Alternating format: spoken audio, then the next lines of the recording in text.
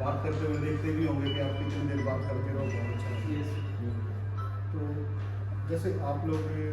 जब हर एक स्टोर में आप जाएंगे या काम करेंगे, तो मैं थोड़ा सा उस सिलसिले में एक बात करना चाहता हूँ कि कई बार हम चाहते हैं कि कुछ सोशल वर्क हो, कुछ सामाजिक काम भी हो, जिससे हमको ये नहीं लगे कि तो हमने अच्छा काम किया है। तो ये जो फार्मर ट्रेडिंग जो भी संस्थाएं हैं, चाहे आपकी पॉलिटिकल संस्थाएं हैं, हर स्टोर होंगे आगे चलकर, ये बहुत अच्छा वेलफेयर का काम है, जिसमें जानकारी भी मुहैया कराई जाती है किसानों को, और खुद भी अपने आप में आपको लगेगा 2 साल 4 साल 5 साल बाद भी बहुत सारी इन्फॉर्मेशन आपने नहीं जुटाई है, और खुद का भी व्यक्तित्व का विकास इसमें सर है। करेक्ट यार डाइवर्सिफाइड सेक्टर है कि फार्मर एक ऐसा वैज्ञानिक है जिसने सॉइल साइंस, जिसको हम मृदा विज्ञान कहते हैं, वो भी हो, कीट पतंग की भी जानकारी हो, उसको मौसम की भी जानकारी हो, उसको फसलों की जानकारी हो, उसकी सारी कीड़े बीमारी सब कुछ। यानी कि अगर वैज्ञानिक आप देखोगे तो यूनिवर्सिटी में आपको हर विषय के अलग अलग वैज्ञानिक आपको मिलेंगे। इवन गेहूँ में भी बात करूँ तो गेहूँ में भी अनेक सारे जो विभाग हैं जो कार्यरत हैं, लेकिन फाइनली आखिर में आके किसान के पास जब हम पहुँचते हैं तो किसान एक ही आदमी है जो उसको सारी इन्फॉर्मेशन को लागू करना है और उससे एक बेहतर उत्पादन लेना है। इसी उत्पादन की कड़ी में क्या आता है कि एक चीज़ आती है ऑप्टिमाइजेशन ऑफ रिसोर्सेज, यानी कि 2 हैं चीज़ें होती है कि एक तो आउटपुट, आपने क्या आउटपुट लेनी है और क्या उसके अंदर इनपुट डालना है। तो इनपुट का मतलब अगर आप देखोगे तो अगर हम गेहूँ की फसल करेंगे तो हमें क्या चाहिएगा, हमें सबसे पहले बीज चाहिएगा, उसके साथ खाद चाहिएगा, फिर सिंचाई चाहिएगी, फिर उसमें जुताई नलाई गुड़ाई जो भी है, खरपतवारनाशी, वो सब कुछ मिला के और फिर हम आखिर में लेते हैं पैदावार। और साथ में हमारी ह्यूमन लेबर भी है जो खुद काम करते हैं, वो सब इनपुट में जाएगा और आउटपुट में आपकी पैदावार आएगी। तो क्या ऐसा हो सकता है कि मैं खाद मतलब जो रिकमेंडेड अगर 2.5 बैग या 3 बैग रिकमेंडेड, उसके बजाय 5 बैग डालूँ तो क्या पैदावार बढ़ेगी? नहीं बढ़ेगी ना। क्या मैं सिंचाई गेहूँ में 4 रिकमेंडेड हैं तो मैं क्या 6 सिंचाई पर जाऊँ तो क्या पैदावार बढ़ेगी? इसी तरीके से खरपतवारनाशी है जो और दूसरी चीज़ें हैं जो इंटीग्रेटेड न्यूट्रिएंट मैनेजमेंट है, जो पोषक तत्व है, उनको मैं बढ़ाऊँ तब भी बढ़ेगी। तो यहाँ आके एक समन्वय स्थापित करना हमने बीच में कि वो सारे के सारे जो इनपुट पैरामीटर हैं उनको ऑप्टिमाइज़ करना है। ऑप्टिमाइज़ का मतलब उनको हमने संतुलित रखना है। इस तरह हमने संतुलन बनाना है सिंचाई का, बीज का, जो न्यूट्रिएंट का, जो खरपतवारनाशी का, ताकि हमारी जो पैदावार है वो उन सब पैरामीटर को मिलाते हैं और एक बेहतर आउटपुट में ज़्यादा से ज़्यादा। तो उसी सिलसिले में आपकी जो जानकारी रहेगी वो बहुत विस्तृत और अच्छी जानकारी रहेगी। अब जितना ट्रेनिंग के बाद भी जितना आप सीखते रहोगे, पढ़ते रहोगे, और मैं ये कहता हूँ कि थोड़ा सा एक इन्फॉर्मेशन मैं आपको आगे बता रहा हूँ कि ऐसा होगा तो आप उस इन्फॉर्मेशन को, आज के टाइम पर हमारे सारे रिसर्च पेपर्स हैं, बहुत सारी इन्फॉर्मेशन है, बुकलेट है, वो सब ऑनलाइन भी आपको मिलेंगे, तो आप खुद स्टडी करो। कल अगर आपके पास कोई इंसेक्टिसाइड आया है तो उसकी डोज जो इंसेक्टिसाइड सेलर है, जो आपको कंपनी का ऑथराइज पर्सन है, वो दे के गया है, उसने क्या डोज बताई है, और जो रिसर्च संस्थान है उसके अंदर क्या डोज है, वो आप उसको जरूर वेरीफाई करें। क्योंकि अभी भी इस बार भी डॉक्टर मेरे पास अभी केस आया है गाँव का, उस किसान के पास 4 एकड़ बोया था उसने, 3 एकड़ एक ही जगह पर था, और आखिर में आगे 3 एकड़ पर उसने राउंड अप का स्प्रे कर दिया। क्या हुआ कि लोग के अंदर ही बाल निकलने रुक गई। अब कोई उसका क्योंकि बगैर जानकारी के उसने स्प्रे कर दिया, और साथ में इंसेक्टिसाइड फंगिसाइड का तो कराई था, साथ में एक पुड़िया वो डाल दी। अब वो बताने वाले के या जो सेलर था उसकी गलती हुई उस पर, या उसके खरीदने पर गलती हुई, क्या हुआ, लेकिन एक उसका अल्टीमेट रिजल्ट क्या हुआ कि पूरा 3 एकड़ खत्म हो गया। और आज के टाइम पर 3 एकड़ का अगर पैडी या धान किसी का खत्म हो रहा है और एक किसान का जिस पर 4 एकड़ है, तो आप सोच सकते हैं उसको कितना बड़ा नुकसान है। गलती क्या? लैक ऑफ इंफॉर्मेशन, कम जानकारी की वजह से। उसे उसकी शॉप का लड़का काम करता है, उसने क्या होगा भी कुछ, उसने तो क्या है कि मैंने ये कहा था कि खाने जो है ना उसका मुझे दौड़े पर उसका करना है, तो वो उसने उसके नाम से वो डाल दी, और जो स्प्रे करने वाला था उसने उसके ऊपर स्प्रे कर दिया। जब स्प्रे हो गया उसके लिए उसको 2-3 दिन बाद पता लगा कि वो स्प्रे कर दिया है। तो अगर सेम डे मिलता तो थोड़ी सी रेमेडी आनी थी, राउंड अप की कोई रेमेडी नहीं है इस तरह की। तो सिर्फ इतना है कि आप थोड़ा सा ज़्यादा सिंचाई कर दो तो जो गिरा है वो लीज डाउन हो जाएगा। एक ट्रैक्टर का जो बड़ा जो अपना स्प्रेयर है उसमें 500 लीटर पानी डाला, एक स्प्रे मार दिया, दोबारा फिर उसमें 500 डाला, तो थोड़ा एक वॉशेबल सा होगा, वॉश हो जाएगा, ज़मीन में है थोड़ा लीज डाउन करेगा। अदरवाइज क्या करेगा, जैसे ही आपने डाला सिस्टमिक भी है वो प्लांट में भी जाएगा और उसके बाद प्लांट से ऊपर उसकी जड़ में चला जाएगा, जड़ को पकड़ कर रहेगा, मिट्टी और जड़ को बाइंडिंग थोड़ा स्ट्रॉन्ग होगी रुक जाएगा। तो दूसरी टेक्निक इसमें क्या थी कि आप इसको नड़ाओ, धान को तो जब आपका पूरे बाल आ रही है दाने में तब आप नड़ाई का कुछ साधन नहीं है, तो यह कि मिट्टी को लूज़ करो तो ताकि उसकी जो बाइंडिंग उसने करी है वो लूज़ हो जाए, वो संभव नहीं है। तो अल्टीमेटली उसका नुकसान होगा सिर्फ लैक ऑफ इंफॉर्मेशन की वजह से। तो आपको जो जानकारी रखनी पड़ेगी बहुत से और उचित जानकारी आपको रखनी पड़ेगी। अब तकरीबन जैसे जो रिसोर्स कंजर्वेशन का ज़्यादातर मेरा काम है तो मैं उसी पर बात करूँगा। तो अब जैसे गेहूँ का टाइम हम लोगों का बिजाई का टाइम है, तो एक इन्फॉर्मेशन है कि डिपार्टमेंट एग्रीकल्चर भी, हरियाणा सरकार भी, भारत सरकार भी बहुत सारा काम कर रही है फसल अवशेष प्रबंधन में। तो एक सामान्य सी जानकारी जो मैं आपको बताना चाहूँगा कि फसल अवशेष प्रबंधन में इस समय पर अगर हम धान, पिछली फसल हमारी धान है, तो अगली फसल अगर आप गेहूँ में जाते हैं तो उसके अगर अवशेष में अगर आप कंबाइन से आपने काट लिया और कंबाइन के पीछे आपने चॉपर को लगाया है, आपका चॉपर लगाया है जो आपके पूरे बारीक काट के गिरा देता है, तो फिर आप कई मशीन विभाग में या सरकार ने दी है जिसमें 0 टिलर है, एक हैप्पी सीडर है, एक सुपर सीडर है, एक अभी स्मार्ट सुपर सीडर आया है, लेकिन अभी तक मुझे शायद एक दो किसान के पास होगा वो सबसे ज़्यादा उसमें अब उपलब्ध नहीं है, लेकिन बाकी सारी मशीनें जो हैं वो किसान के पास आ चुकी हैं। गेहूं के लिए मौसम ही एक ऐसा अनुकूल परिस्थिति है कि अगर आपका मौसम अनुकूल है, नमी उचित है, तो वो जर्मिनेट करेगा ही करेगा। जब हमने धान के टाइम हमने 2-3 करीबन 4-5 बार जुताई कर ली है, उसके बाद गेहूँ के सीजन पर अगर जुताई नहीं भी करेंगे, फिर भी हम 0 टिलर से और हैप्पी सीडर से बिजाई करेंगे तो आपकी पैदावार होगी ही होगी, कोई वजह नहीं। वजह सिर्फ क्या है कि खरपतवार आता है, क्योंकि जब आप जुताई करते हैं तो आपके खरपतवार दूसरी तरह के आएंगे, जब आप जुताई नहीं करते हैं, 0 में बोएंगे तो आपके चौड़ी पत्ती वाले खरपतवार आएंगे, जब आप ज़्यादा बाई जुताई करके बोएंगे तो आपकी नैरो जो पतली पत्ती वाले खरपतवार आएंगे, और जब आपने सीधा बोया है तो आपके चौड़ी पत्ती वाले खरपतवार आएंगे। जबकि मेरा भी मानना है कि बहुत सारे एक्सपेरिमेंट में हमने देखा है कि आप कोशिश करते हैं कि एक बार मान लो 0 टिलर से ले लिया, अगले सीजन आप जुताई करके ले लो, बहुत अच्छा ऑप्शन है। क्योंकि क्या होगा कि आप देखोगे तो मनुष्य की एक ऐसी समस्या है जो बिल्कुल फिर से खत्म नहीं होगी, उसका पॉपुलेशन जो बढ़ता है। मनुष्य देखिए होगा खरपतवार है तो गेहूँ में जो सबसे ज़्यादा आज के टाइम पर दिक्कत का है, और उसी को लेकर जो मैक्सिमम जो है ना मैक्सिमम जो रेडिसाइड है वो खेत में जा रहा है, तो उसको आप अल्टरनेट साइकिल में हम डाल सकते हैं कि एक बार हमने सीधा 0 टिलर से बो दिया, दूसरी बार हम उसको जुताई करके दे दी, अदरवाइज 2 साल 3 साल आराम से दो, उसमें कोई समस्या नहीं है। अब फ़ायदा क्या है मैं बताता हूँ। तकरीबन आपने देखा होगा कि सर्दी का जब टाइम आता है हमारा, दिसंबर का महीना जब आता है, तो ये बात है इन्फॉर्मेशन जो किसानों तक बतानी जाती है। दिसंबर का जब महीना आता है तो लगभग दूसरी सिंचाई का टाइम, उसमें 12-15 दिसंबर के आसपास दूसरी भी हमें सिंचाई का टाइम है, और उसी टाइम पर देखा होगा कि कई बार मौसम खराब होता है, बादल बारिश का संभावना है, बारिश नहीं होती तो बादल आते हैं और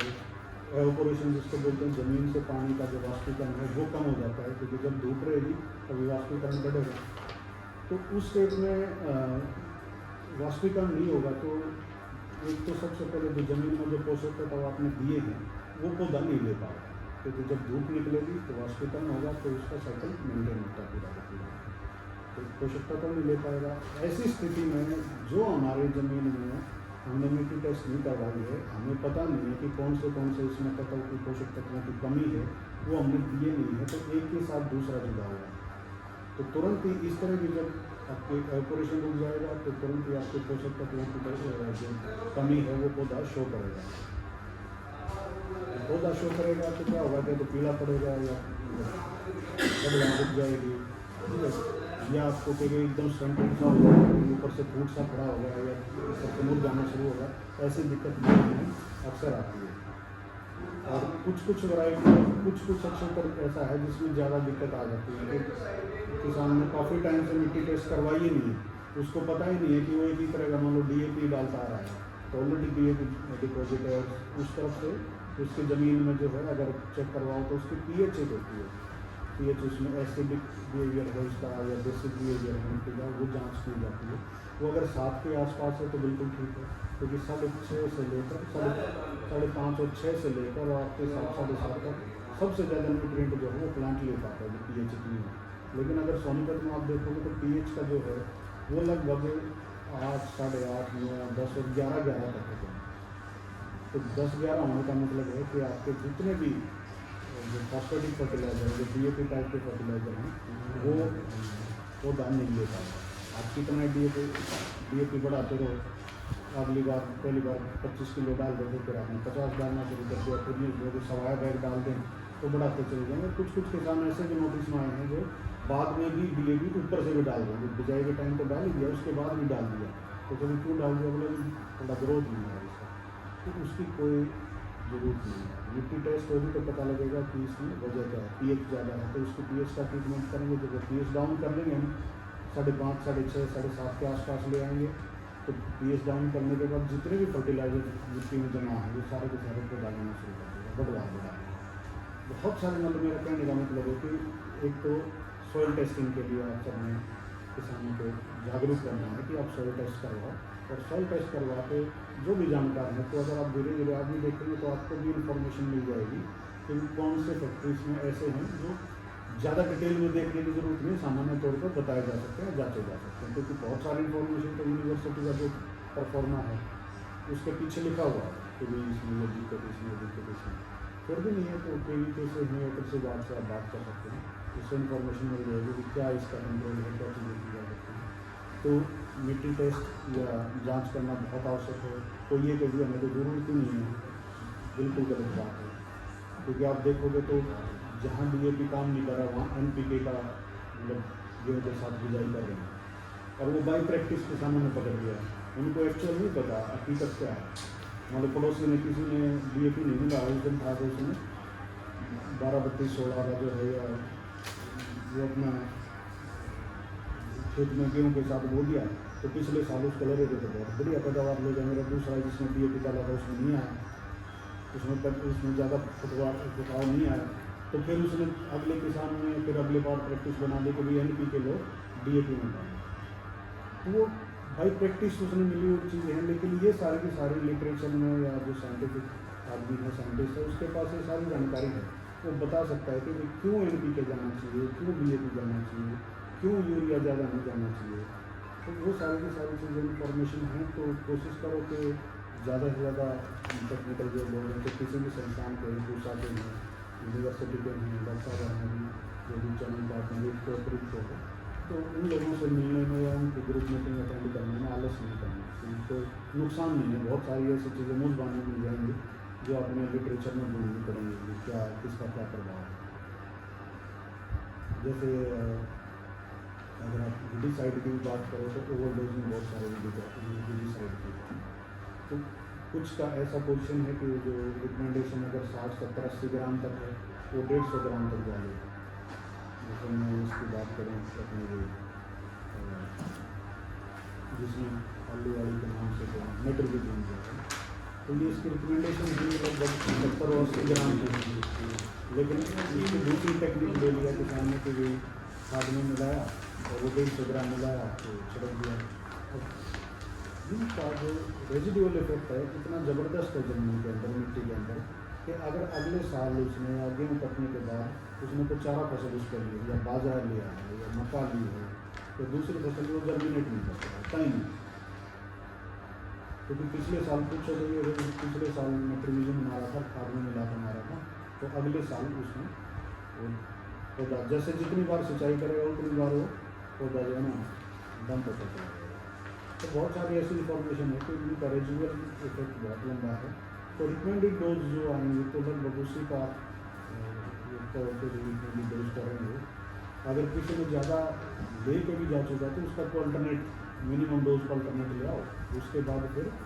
ऑटोमेटिकली जो पिछली जो कंजर्व है सॉइल में वो रिड्यूस हो जाएगी, घट जाएगी, खत्म हो जाएगी। एक ये काम है। तीसरा जो रिसोर्स कंजर्वेशन है, तो जैसे गेहूँ है या धान है,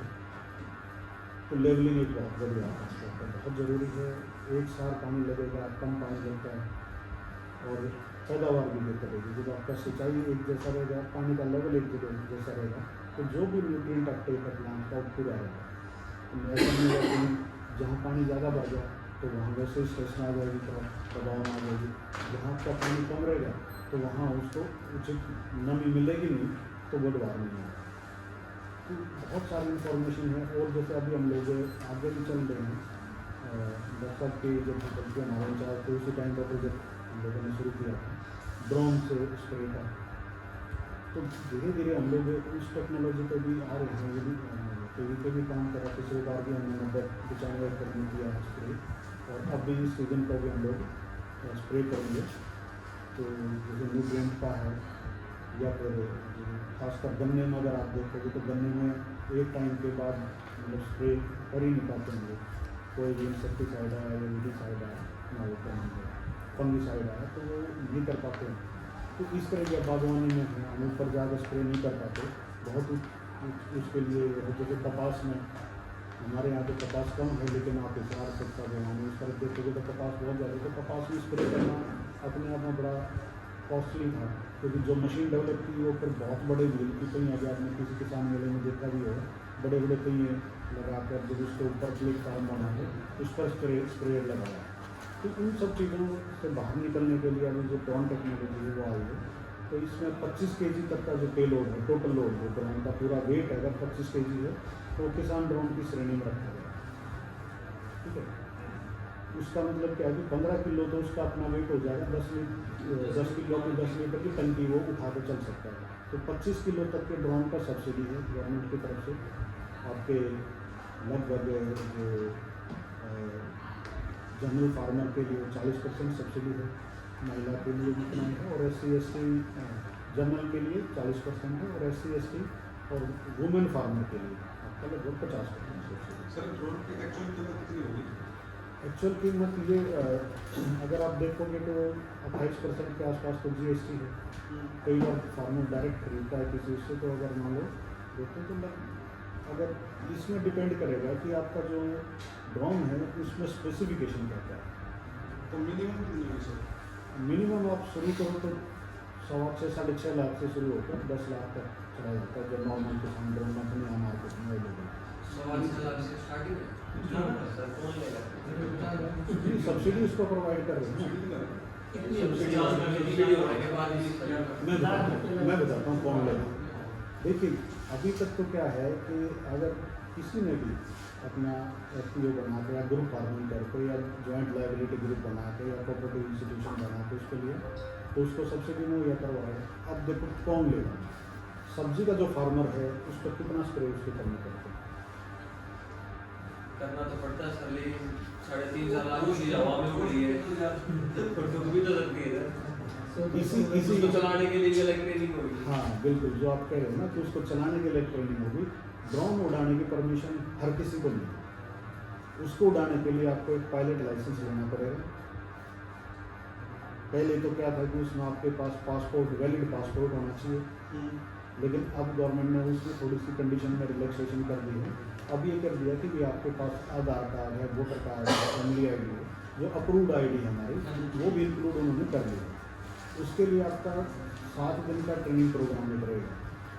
और जैसे गाड़ी का आपको लाइसेंस मिलता है, इस तरह आपको ड्रोन का लाइसेंस मिलेगा। और जो भी ड्रोन अगर आज के टाइम पे किसी शादी में भी उड़ा है, अगर उसका वेट 250 ग्राम से ज़्यादा है तो वो इलीगल फ्लाई कर रहा है। क्योंकि डायरेक्टर जनरल सिविल एविएशन ने एक 2021 में रूल फ्रेम आउट कर दिए, क्योंकि पूरे इंडिया में अगर कोई ड्रोन फ्लाई करेगा, अगर उस ड्रोन की जो वेट है 250 ग्राम से ऊपर है, तो उसको ड्रोन का रजिस्ट्रेशन अनिवार्य है, और उसके लिए उसका पायलट लाइसेंस होना उसके लिए जरूरी है। आप कुछ कह रहे थे? तो अब कहाँ उसकी यूटिलिटी आप देखिए, जितना भी शुगर केन का एरिया है, शुगर केन में एक बार अगर आपका कंधे के आसपास आ गया, उसके बाद मतलब यूँ लगाओ कि आप कमर तक आने के बाद स्प्रे ऑलमोस्ट बंद हो जाती है। तो बहुत सारे आपको देखोगे तो जितने भी फंगल डिजीज हैं वो अगर चलो लाल होना शुरू हो गया ऊपर से चोटी उसके जलनी शुरू हुई तो उसका कोई वो नहीं है, कोई भी न्यूट्रिएंट का जो एप्लीकेशन रिकमेंडेड है वो नहीं हो पाता है उसमें, तो वो एक बड़ी समस्या है। दूसरा क्या है कि ऑब्जर्वेशन,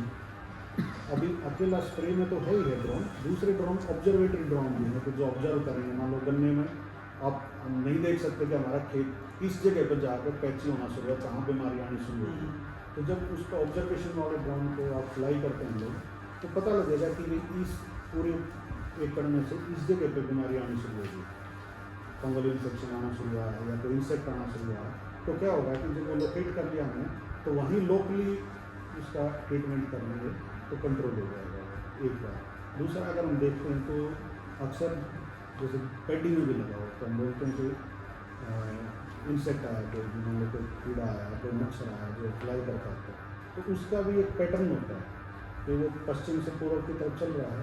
या उत्तर से दक्षिण चल रहा है, कहाँ चल रहा है, लेकिन अभी तक हमारे पास किसान तक इन्फॉर्मेशन नहीं है। तो क्या करेगा कि पता लगे कि अभी इंसेक्ट यहाँ है, इससे आगे इसका कोई ऑब्जर्वेशन नहीं है, तो यहाँ के फार्मर ने स्प्रे कर लिया, पहले इस पॉकेट में स्प्रे कर लिया, इसमें कर लिया, वो फिर क्या करेगा 10 दिन बाद जब इनका इम्पैक्ट खत्म हो गया तो वो जब ट्रैवल करता करता शुरू में हो सकता है कि यहाँ स्प्रे हो चुका है तो पॉपुलेशन ग्रोथ थोड़ी कम हो उसकी, लेकिन चूँकि पूरी तरह बैरियर नहीं है तो वो ट्रैवल करेगा। जैसे उसको सही ऑप्टिमम किसी भी ऐसे आदमी का खेत मिल जाएगा जहाँ ट्रीटमेंट नहीं है तो वहीं फिर वो फ्लोरिश करेगा, उसकी पॉपुलेशन बढ़ेगी। तो इस इंफॉर्मेशन का जो हमारे ऑब्जर्वेशन वाला ध्यान है उससे ये पता लग जाता है फ्लाइट, मतलब 15 मिनट में आपको पूरे के पूरे गाँव की फ्लाइट लग जाती है, क्योंकि वो थोड़ा हाई एलिवेशन लेके लेंगे उसको, तो वो करके साथ के साथ स्कैनिंग देगा लैपटॉप में। ऑब्जर्वेशन वाले ड्रोन की भी सेम प्राइस ना उसकी अलग प्राइस है, उसका तो आपका 1.5-2-2.5 लाख से लो, उसमें जो कैमरा है 50% सब्सिडी, उसमें सब्सिडी नहीं है, उसमें सब्सिडी नहीं है। तो एक साइंटिफिक आपका होगा ना कि भाई आप साथ के साथ भी देखोगे कि मैं स्टडी करना चाह रहा हूँ, आप देखना चाह रहे हो, आपसे कोई स्प्रे लेके गया, देखो दो चीज़ आ जाती है, एक तो कि भाई सामान बेचना भाई अगले को जरूरत है नहीं है, भाई हमारे तो निकलना चाहिए भाई, इतना एनुअल जो है टर्नओवर जाना चाहिए। दूसरा उसका मार्केटिंग का ये स्ट्रेटजी भी है कि धीरे धीरे 2 साल 3 साल 5 साल में मार्केट में ये चीज़ आ जाती है कि फलां आदमी उसी टाइम पर ये चीज़ प्रोवाइड करता है जो बिल्कुल एक्यूरेट है, तो टेक्निकल इन्फॉर्मेशन की वजह से किसान आपके पास ज़्यादा आना शुरू हो जाएगा, क्योंकि जिसने कुछ भी ठाके दे दिया हो सकता है एक बार आता जाता हो दवाई ले जाए, और जब उसको लगे कि इन्फॉर्मेशन सही नहीं है तो क्या करेगा, नहीं यार उस लड़के ने ठीक दवाई बताई तो उससे ट्रीटमेंट करा, तो जो आपकी टेक्निकल इन्फॉर्मेशन है उससे मार्केट डेवलप होगी। ऐसा नहीं है आज के टाइम पर ये ज़रूरी नहीं कि आपकी बाउंड्री के अंदर ही सेल होगा, क्योंकि खरीदार के लिए ऊपर कोई कंट्रोल नहीं है, आपके सेलर पर तो कंट्रोल है कि भाई आपने उस गांव में ही देना है, लेकिन मैं जाकर आपकी दुकान से खरीद कर लाऊंगा मुझे तो कोई नहीं, तो खरीदार आपके पास अप्रोच कर सकता है कि जब करेगा अप्रोच जब आपके पास टेक्निकल इन्फॉर्मेशन पूरी होगी तो जो तो ये चीज़ें हैं आगे चलते हैं इन कोई भी काम होगा उसमें अभी आपने सोनीपत से भी मेरे ख्याल में 30-40 लोगों ने 39 कुछ फार्मर्स ने लड़कों ने जो अप्लाई किया था ड्रोन लाइसेंस के लिए, तो उनकी ट्रेनिंग आनी होगी, और ये ट्रेनिंग ऑलमोस्ट लगा के चलो तो आपको 45,000 से लेकर और 70,000 तक ट्रेनिंग होगी जो government free of cost provide करेगी एक हफ्ते में, लाइसेंस पर फीस क्या है जो कोई फीस नहीं, 1,000 सर ट्रेनिंग के कितने ट्रेनिंग का मैं कह रहा हूँ कि अगर मैं खुद जाऊँ लेकिन मुझे ड्रोन पायलट का लाइसेंस बनवाना है तो ट्रेनिंग की फीस लगभग 45,000 से लेकर और 75,000 तक है, 80,000 तक है, वो इंस्टीट्यूट पर डिपेंड करता है कि कितना बेहतर इंस्टीट्यूट है, ठीक है। लेकिन गवर्नमेंट अभी एक रोज़गार प्रोवाइड करने के लिए एक नई टेक्नोलॉजी को लेकर आने के लिए free of cost drone pilot का लाइसेंस प्रोवाइड कर रहे हैं। पीछे भी इन्होंने फॉर्म मांगे थे जुलाई में, सोनीपत में भी निकले थे, तो लगभग 39 लोगों ने अप्लाई किया, तो अभी उनका प्रोसेस चल रहा है, उनको ट्रेनिंग करने और ये एक नया दौर आने वाला है जैसे आपको जो हर सब जगह हर डिस्ट्रिक्ट में, तो कैसे पता लगेगा इसका आपकी जो एग्रीकल्चर डिपार्टमेंट की वेबसाइट है ना उसी पर निकलता है, जिस पर सब्सिडी निकलती है उसी पर पायलट लाइसेंस की एप्लीकेशन मिलेगी। ऐसा है अखबार में भी आता था। एक ड्रोन से छिड़काव करते तो कितने एक एकड़ में कितना टाइम ले लेता है? ये आपके 5 मतलब आपने ये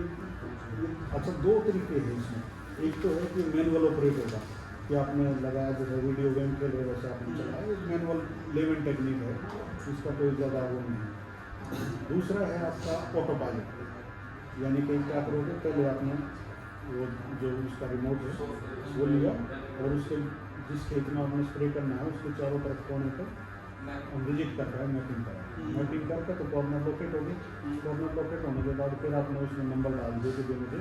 5 बार में 6 बार में 7 टन की मांग है, 5 टन की मांग है, इस हिसाब से आप 3 टन की मांग है वो आपने देख लेंगे।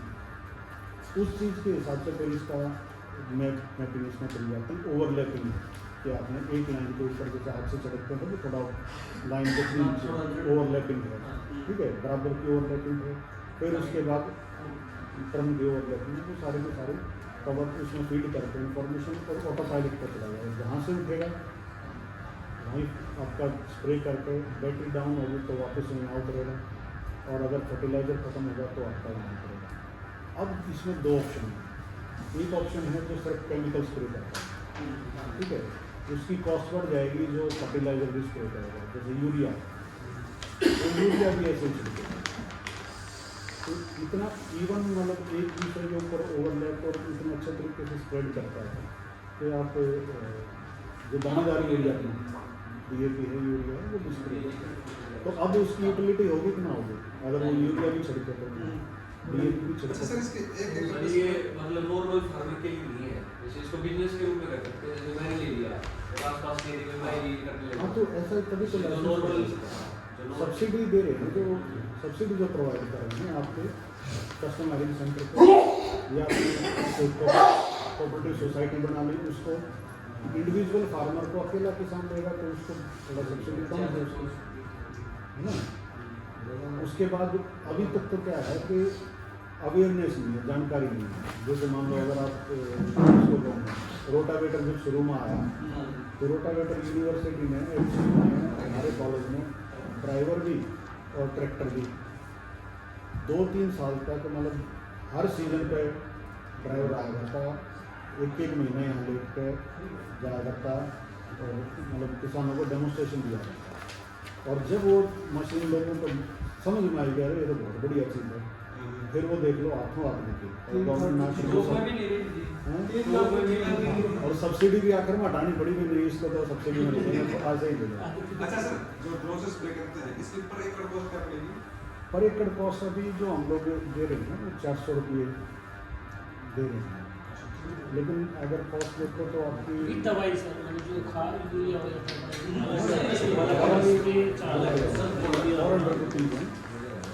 वो थोड़ा सा भी कॉस्ट को एक्सपर्ट नहीं है तो टेंडर थोड़े से ज़्यादा उठते हैं। हालांकि शुरू में तो आपके ये क्या नाम है 600 रुपये 800 रुपये 1000 रुपये पर एकड़ तक भी गया, क्योंकि शुरू में डेमो था तो ड्रोन पायलट नहीं थे। मतलब गवर्नमेंट इंस्टीट्यूशन जो रिसर्च इंस्टीट्यूशन है वो बगैर अप्रूव्ड पायलट के फ्लाई नहीं कर पाएगा, क्योंकि उसके ऊपर फिर उसको जस्टिफिकेशन देना मुश्किल है। तो वो सारी की सारी सर ये ड्रोन डैमेज हो जाए बीच में या फिर कोई भी प्रॉब्लम आ जाए उसके लिए इंश्योरेंस क्या प्रोसेस है इसकी? इंश्योरेंस तो इंश्योरेंस एजेंसी आती है और पार्ट जो है वो रिप्लेसमेंट में ऐसा नहीं है कोई भी। एक जब ट्रेनिंग होगी उस ट्रेनिंग में सारा का सारा मान लो असेंबलिंग करना भी और डिटैच करना वो सब सिखाएंगे। तो क्या होगा अगर मान लो गिरता भी है तो क्या होगा, उसका प्रोपेलर टूट गया तो उठा के उसका असेसमेंट अटैचमेंट है वो चेंज कर दिया, और जब आप फ्लाई करोगे नहीं गिरता क्योंकि उसमें सेंसर लगे, उसमें सेंसर है, उसमें अगर मान लो ऑटोमेटिक सेंसर है। अगर मैंने फ्लाई भी कर दिया तो दीवार से 4 फीट दूर 5 फीट दूर वो वापस हो जाएगा। खेत में अगर फ्लाई कर रहा है सामने उसके खंभा आ गया तो खंभे से वो दूर होकर जैसे कोई बस से उधर आता है, अगर मान लो चलता हुआ मैं उसके सामने तक आया ना वो एकदम वापस हट जाएगा। अच्छा बैटरी से कितनी चलती है? ऑब्जेक्ट डिटेंशन सेंसर इसमें लगे हैं। बैटरी बैकअप है अभी, अगर एक का देखो तो लगभग 15 मिनट 15 से 20 मिनट बैटरी है। चार्जिंग वो 1 घंटा 1.5 घंटा लग जाता है। तो इसमें क्या करते हैं, बैटरी पैक रखते हैं, एक्स्ट्रा एक्स्ट्रा बैटरी पैक 2-3 जैसे शादी वाले रखते हैं ना, तो 3 हाँ 30 और एक छोटा सा जो अपना 30 एक अपने साथ में लोग हेलो जनरेटर जो है पेट्रोल हाँ 30 आने हैं जी। साथ में वो रख लेते हैं, उससे क्योंकि इसमें किलोवाट ज़्यादा चाहिए होती है, 1-1.5 किलोवाट बैटरी का है, तो वो उससे चार्ज करते हैं। तो आप देखो गूगल पे तो विदेशों में बहुत अच्छा मतलब इसका है, क्योंकि धीरे धीरे फार्मर जो है ना हमारा एक होता चला रहा है, एक आदमी खेती कर रहा है, खेती कर रहा है तो आपको मैकेनाइज करना पड़ेगा, ऑटोमाइज करनी पड़ेगी। विदेशों में तो सर रोबोटिक की जॉब बहुत ज़्यादा जाती है। नहीं वो है तो ज़्यादा आपकी, लेकिन अगर आप देखोगे तो एग्रीकल्चर साइंसेज में अगर देखोगे तो पूरी दुनिया में, इंडिया में जितनी जल्दी टेक्नोलॉजी पकड़ते हैं ना लोग, उतना दुनिया के किसी को नहीं मिलता। आज वहाँ देखोगे तब भी आपको 40-40 साल की हाँ आ जाएंगे हाँ जी 30 जी। लेकिन अपने यहाँ को रखे पुराने समय। अब तो मैं आप देखा है खेती यहाँ पे शौक भी है काम के अलावा। तो टेक्नोलॉजी का अडॉप्शन आप देखोगे तो इंडिया में सबसे ज़्यादा बहुत जल्दी अडॉप्ट करते हैं। एक बार ढांचा बढ़ गया तो चलन में समझ में आनी चाहिए कि भाई हाँ यह चीज़ यूँ है, फिर आपको ज़्यादा दिक्कत नहीं करती। मैं ले आया तो समझना पड़ा 3 दिन ले लेकिन और ईजी भी होगा अगर देखो ना, जब ये इंफॉर्मेशन बढ़ेगी तो कितनी सारी चीज़ें हम करेंगे, प्रिसाइज हम